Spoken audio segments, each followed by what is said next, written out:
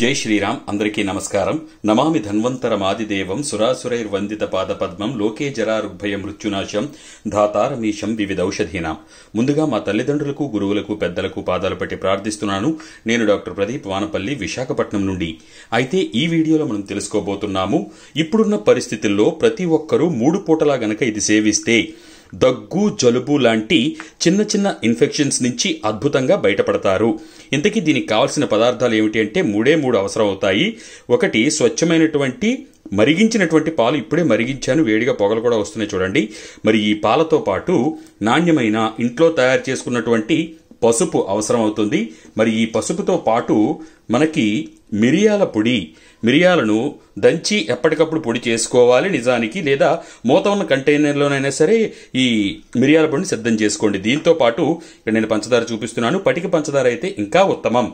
అయితే ఈ మూడింటిని ఏ పాళ్లలో ఎంత కలుపుకుని వాడితే తీవ్రంగా వేధిస్తున్నటువంటి జలుబు నుంచి 7 రోజులు అక్కర్లేదు, 2-3 రోజుల్లోనే ఉపశమనాన్ని పొందుతారు. కాచి ఇలా గోరువెచ్చగా ఉన్నటువంటి ఒక గ్లాసు పాలలో చూడండి, ఇక్కడ నేను చెప్పే కొలతల ప్రకారం మీరు తీసుకోవాల్సి ఉంటుంది. 2 చిటికెల పసుపు వెయ్యండి. అది కూడా పెద్దలకైతే, పిల్లలకైతే 1 చిటిక మాత్రమే వెయ్యండి. చిటికే అంటే ఇలా 2 వేళ్లతో తీసింది 2 pinches పసుపు వేయండి. అలాగే ఇందులో ఒకే ఒక పించ్ అంటే ఒకే ఒక చిటిక మిరియాల పొడి, అది కూడా ఇందులో వెయ్యండి. వేసిన తరువాత 1 స్పూను పంచదారను కూడా వెయ్యండి. లేదా పటిక పంచదారను వాడితే ఉత్తమం, లేదా బెల్లాన్నైనా వినియోగించవచ్చు. ఇదిగోండి, 1 స్పూన్ పంచదార వేశాను. లేదా తీపి సరిపోదు, ఘాటు ఎక్కువగా ఉందనుకుంటే ఇంకో స్పూన్ వేసుకోండి. అంతే, చక్కటి ఆరోగ్యకరమైనటువంటి పాలు మనకి సిద్ధమయ్యాయి. వీటిని గనక మీరు ఇప్పుడున్న పరిస్థితుల్లో ఒకవేళ జలుబు, దగ్గు లాంటివి లేకపోయినా కూడా చక్కగా వీటిని వినియోగించుకోవచ్చు. చూడండి, మంచి రంగులోకి కూడా మారాయి, మంచి రుచిగా కూడా ఉంటాయి.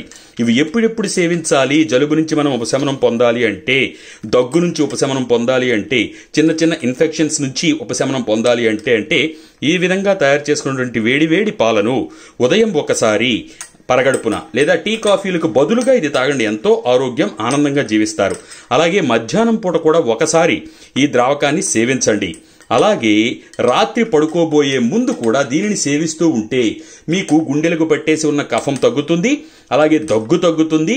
దాంతోపాటు ముఖ్యంగా జలుబు, ముక్కు పట్టేసినట్టు ఉండడం, అలాంటి స్నూజింగ్ అవన్నీ కూడా తగ్గుతాయి. ఆరోగ్యవంతమైనటువంటి ఈ చిట్కాను పాటించండి, ఆరోగ్యంగా జీవించండి. ఇలా ఇంట్లో చేసుకునేటువంటి ఎన్నో అద్భుతమైన, అతి సులువైన ఆరోగ్య చిట్కాలను అయితే మాత్రం ఇప్పటికే చాలా చెప్పడం జరిగింది. మీ పరిస్థితులను బట్టి, మీకు దొరికేటువంటి వస్తువులను బట్టి వినియోగించుకొని మంచి ప్రయోజనం పొందాలని మనస్ఫూర్తిగా కోరుకుంటున్నాను. నేను డాక్టర్ ప్రదీప్ వానపల్లి, విశాఖపట్నం నుండి. నన్ను మీరు ఇలాంటి విలువైన వీడియోలు చాలా ఉన్నాయి, అనేకమైన ఆరోగ్య సమస్యల పరిష్కారాలు అందులో ఉన్నాయి. యూట్యూబ్లో అయితే మీరు సెర్చ్లో ప్రదీప్ వానపల్లి అని టైప్ చేయండి. మీ ప్రాబ్లం ఏంటో, వెయిట్ లాస్ కానీ, షుగర్ కానీ, బీపీ కానీ, మలబద్ధకం కానీ, ఇలాంటి సమస్యలను టైప్ చేయండి. సెర్చ్ చేస్తే సెర్చ్లో వస్తాయి దానికి సంబంధించిన వీడియోలు. అలాగే ఫేస్బుక్లో డాక్టర్ ప్రదీప్ వానపల్లి అనే పేజ్ ఉంది, లైక్ చేసి ఫాలో చేయండి. తప్పకుండా అందరికీ తెలియజేయండి. జలుబుతో బాధపడే వారికి తప్పకుండా ఈ వీడియో పంపించండి. అలాగే ఇన్స్టాగ్రామ్లో డాక్టర్ ప్రదీప్ వానపల్లిని ఫాలో అవుతూ ఉండండి. ధన్యవాదాలు.